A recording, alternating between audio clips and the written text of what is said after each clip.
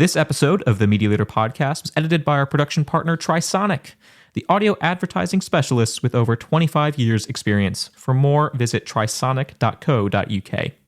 When you lose that senior talent and they're not there to coach those individuals, that's where you've got, the clash of the two problems and not being able to resolve it. And it is exactly why we shouldn't be letting older talent go.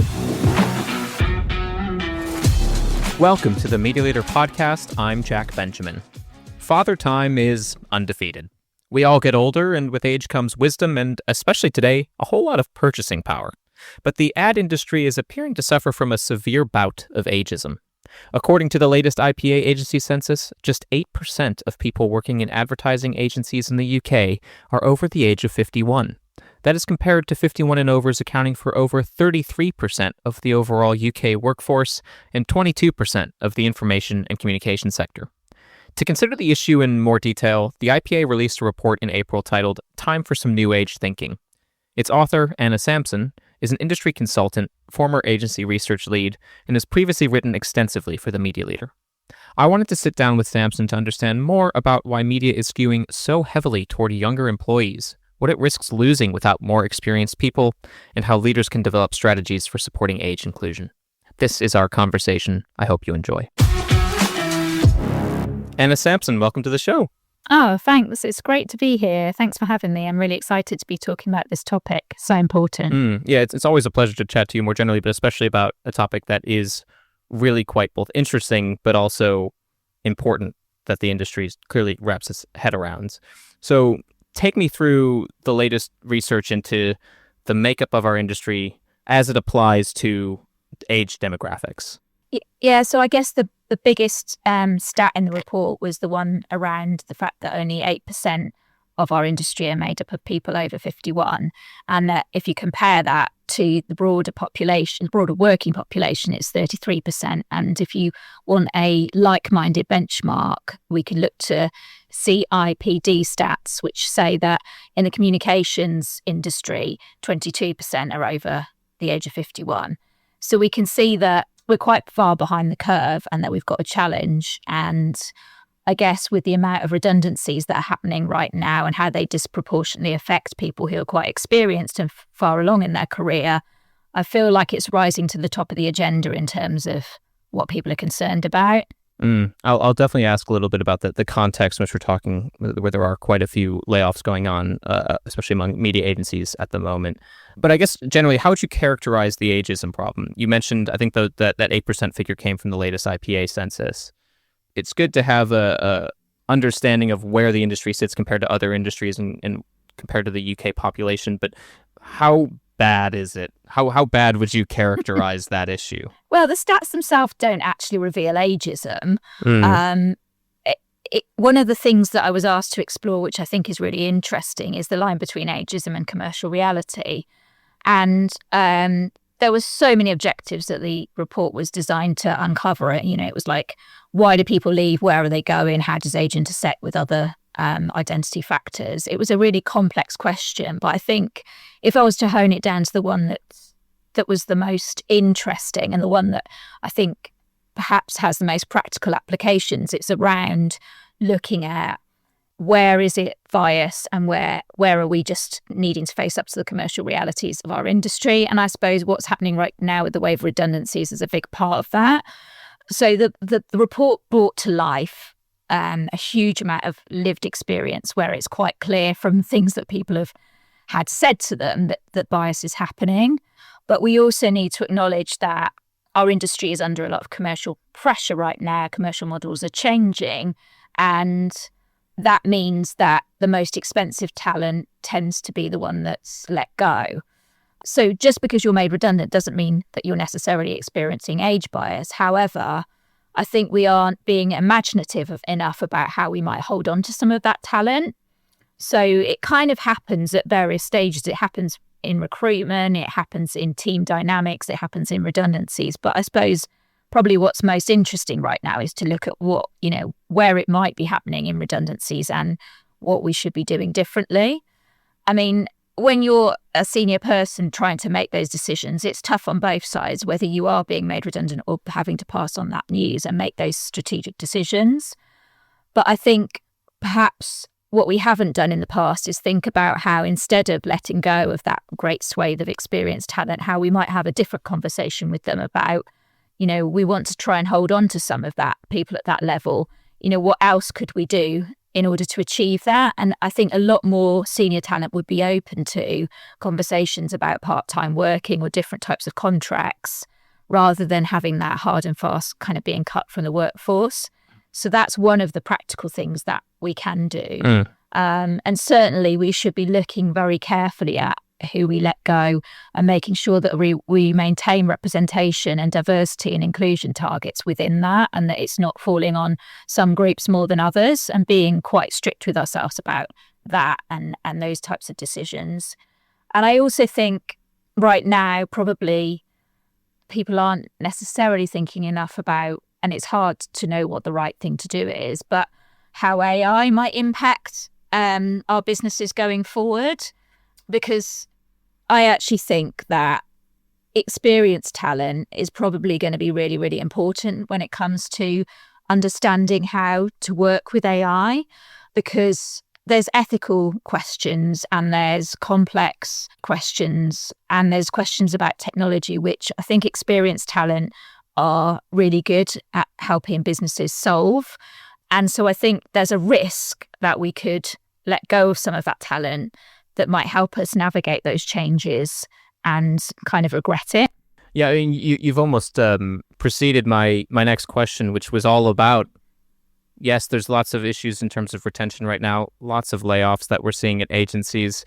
AI is threatening to disrupt practically every aspect of the ad industry in some way, whether that's the creative aspect or the media planning and development aspect. So in terms of those risks, do you worry that older staff are more likely to not necessarily be let go, but either be let go or fail to necessarily have the right skill set or to easily develop the right skill set compared to some new hire who's been playing around maybe with AI tools since they were at a young age? I'm talking, 5-10 years in the future. I'd like to challenge you on that, because I think there's a real default assumption that AI is a young person's game. And I mean, I work with a lot of senior consultants that are already doing brilliant work in this space. And I think it's a lazy heuristic that tech is a young people's game. And if you think about our industry, especially, talent that's over 45 years old has already navigated significant technological changes, and the lessons that they've learned along the way can be applied to this new wave of change.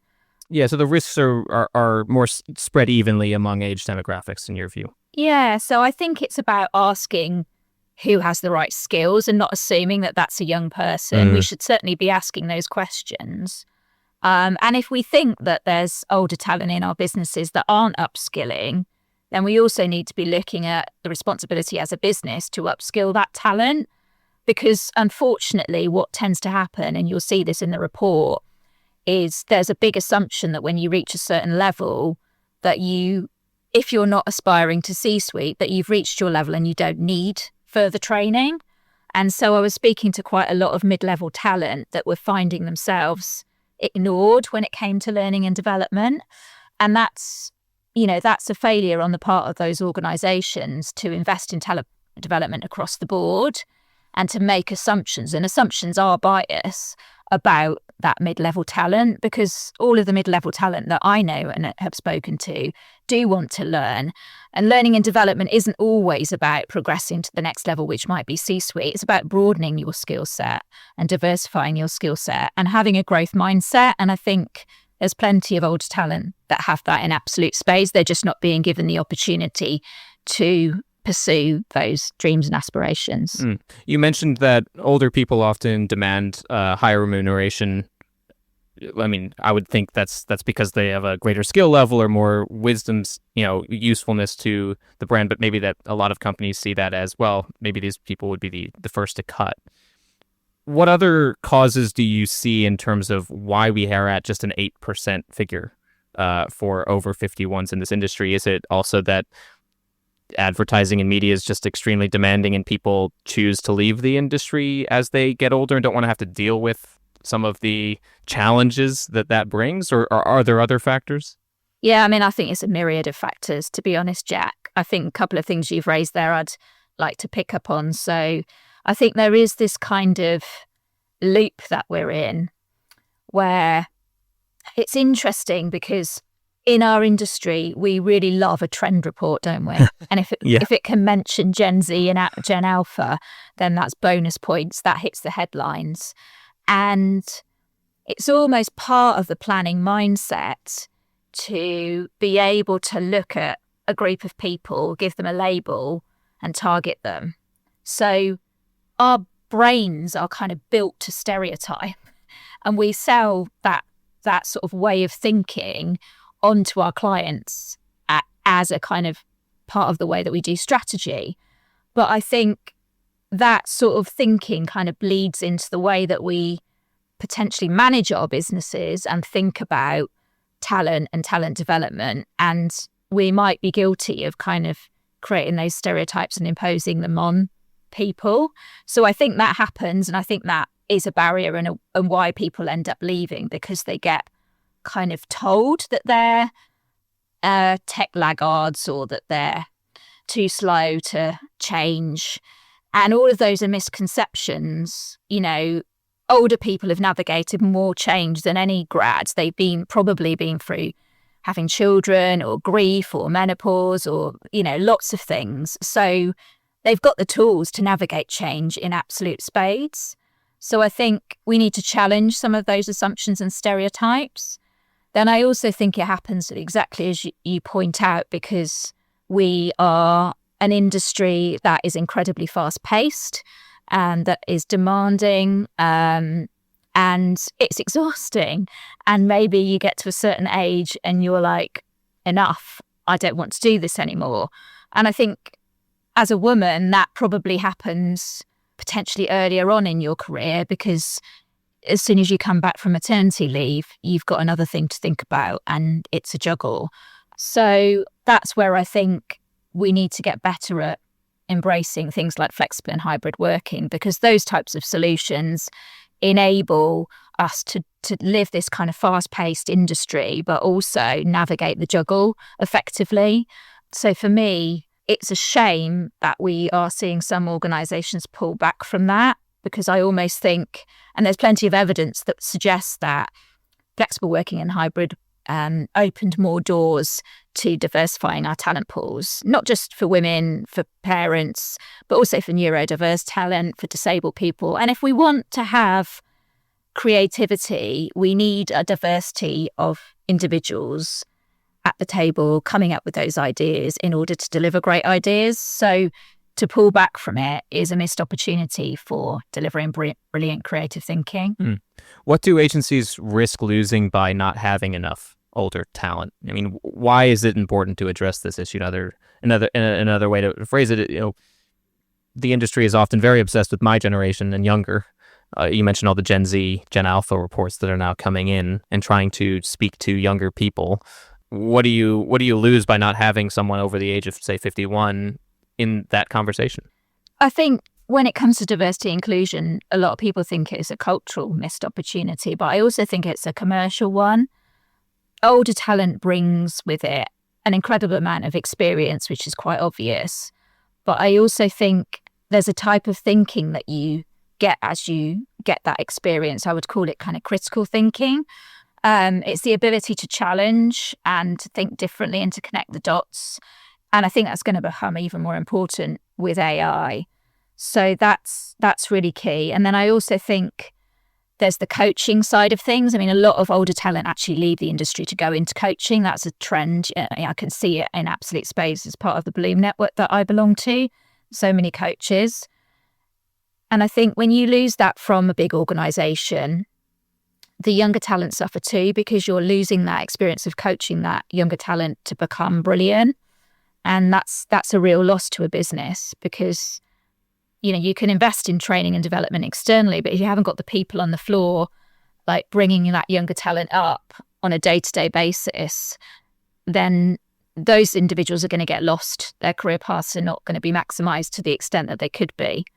So I would say it's those two skill sets that are particularly key and that we lose out on, coaching and critical thinking. You mentioned the commercial risks. I mean, to me, it's also a commercial risk potentially, given that disposable income, well, I mean, it's always been true that older people have had more disposable income than younger people that are just sort of starting out in their careers. But that's also become increasingly exacerbated by a lack of salary growth in the UK and elsewhere, especially among entry-level people, the increased cost of living. I would think that agencies would want more older talent to be able to potentially speak to the generations that do have more money, that are able to consume a little bit more.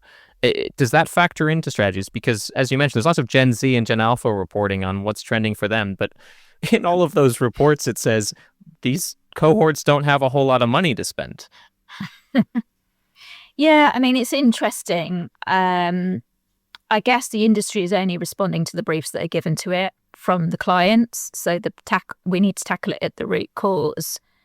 And I don't know whether that will change as our clients' business models change, but I also think it's probably connected to the reality that clients think about how they win customers early on in their life and then retain them, and that's part of it.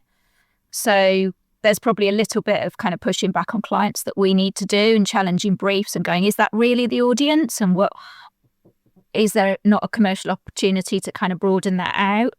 But I also think it's about maybe just targeting mindsets rather than, all of the advertising that you see that's targeted at grey audiences tends to be of a certain type and it plays into stereotypes.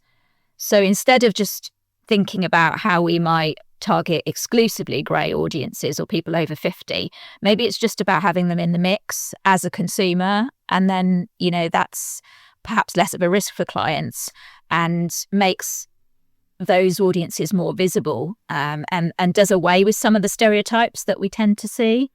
I've definitely heard stories from, just people, anecdotes of, feeling offended that they started seeing certain ads because it felt like they had been bumped up into some, programmatic cohort that they didn't really feel like they were yet a part of. Yeah. Is that a concern? Well, I think it's a really good point to raise, Jack, because it's, this problem is much wider than just our industry. And as a culture, we tend to value youth and aspire to it and hide our age. And that came across in the report too, people admitting to kind of hiding their age and being told to hide their age. If you look at other cultures, for example, Japan, there's much more respect for wisdom. So we can learn a lot from that. But, as an industry, are we going to change something that's so culturally embedded? It's quite hard to push against that system, isn't it? So it's a little bit about working within it and also challenging it and getting the balance right between those two things. What strategies then should agencies and other businesses in the industry be looking to implement actively to support age inclusion? There's some policy changes that organisations can make. That's always a good place to start. We've got plenty of policy changes around kind of maternity and paternity. When you're thinking about older audiences, that might be thinking about things like the right support in place for carers, if you become a carer, if you experience grief, that type of stuff. But I think, honestly, it's more about what happens on the ground with your line manager. And the truth is we're an industry that tends to promote quite quickly. And, it's not unusual to have a head of department or someone in C-suite who's in their kind of early 30s. And I think what that says is that, and what I saw in the report is when you have that kind of dynamic with quite senior people being young and then older people wanting to stay in the industry and potentially having to report into someone who's younger than them, the older talent that I spoke to was really comfortable with that. And, I'm okay with being a mid-level talent and bringing my expertise and not necessarily thinking about hierarchy. But what they were bumping up against in our industry is an uncomfortableness with that dynamic, because I think we naturally think of, you rise up through the ranks as you age, you get more status. And that sort of tension that tends to happen between the kind of early 30s talent and the older talent when they're in a role potentially beneath them is that they feel uncomfortable with that.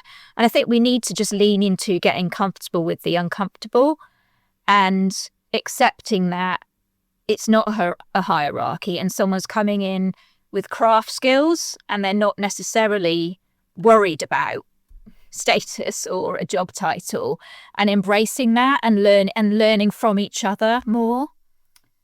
So for me, yes, great, do some policy changes, but I think perhaps we should be encouraging more intergenerational working and co-learning from each other and encouraging all of us to put to one side any stereotypes, because young people face stereotypes too. And the more that we can have those cross-generational conversations, perhaps we'll be less likely to bump into these biases, and these biases then won't be barriers, and they'll open up more interesting conversations and more interesting creative ideas across generations. It's interesting because I feel like the stereotype that a lot of young people have of older people, in this day and age, is that they actually never want to retire. They never want to leave. They never want to make room for the younger people to come in and take leadership and really, grab the reins, where that's not necessarily true of this industry in the complete opposite direction. I mean, it sounds like, and I've talked to Sue Todd at NABS on this very podcast about the same issue, that a lot of people are getting put into management levels way too, I don't want to say too early. I don't think that's necessarily fair, but certainly without enough training at a pretty young age and increasingly younger age. Do you view that as a systemic issue? And if so, how should we be resolving it? Yeah, I mean, I worked with Sue on that report that insight comes from as well. So I've kind of got both lenses on this topic. And I think it's the intersection of that challenge around middle management and then not feeling the pressure because they've been over promoted. When you lose that senior talent and they're not there to coach those individuals, that's where you've got the clash of the two problems and not being able to resolve it. And it is exactly why we shouldn't be letting older talent go. But I think, like we said at the beginning, the commercial reality, some of that talent is going to end up exiting because of the amount of redundancies right now. So it's thinking creatively about how we might, if we, want to create a career path for younger people where they can excel and achieve promotions. How do you bring back in some of that older talent to coach, even if it's not actually in the organisation? I know, when I was at that point in my career, the business that I was working for invested in quite a lot of coaching for that type of talent at that level. I don't know if that's still happening because that was 10, 12 years ago. And I can imagine with the amount of budget cuts right now that's something that's probably falling by the wayside. But that would definitely be a way to resolve that challenge. It's a little somewhat off topic, but given all of the redundancies going on right now, I know that this is an issue that you can speak to just as well. What types of advice would you be giving to anyone that is either facing the anxiety of uncertainty around layoffs, redundancies, or has, unfortunately been let go and is obviously still at an age where they're wanting to keep working for many, many years in the industry? Yeah, I mean, it's a topic really close to my heart because I've actually been made redundant 3 times in my career. And each time that would unlock something better for me. So it's a really scary place when that happens because it brings a lot of uncertainty. And taking the time to kind of really think about what you want to do next and having conversations with people that have been through it is really helpful. Looking up from the reality of what's going on right now to sort of fueling your imagination with, other ideas by reading, going to events, belonging to networks as well is really good because then you don't feel isolated and feeling like you're alone because there's lots of people going through this right now. And I think if you can head it off at the pass and you can see it coming, which I think often you can in the businesses that you're working in, I would say invest in your own development and training. Insist on the company giving you access to that, push for that. There's plenty of free training out there, via NABS, for example. You can go and watch a ton of TED Talks, you can read some books. I think actually doing something about it always makes you feel better.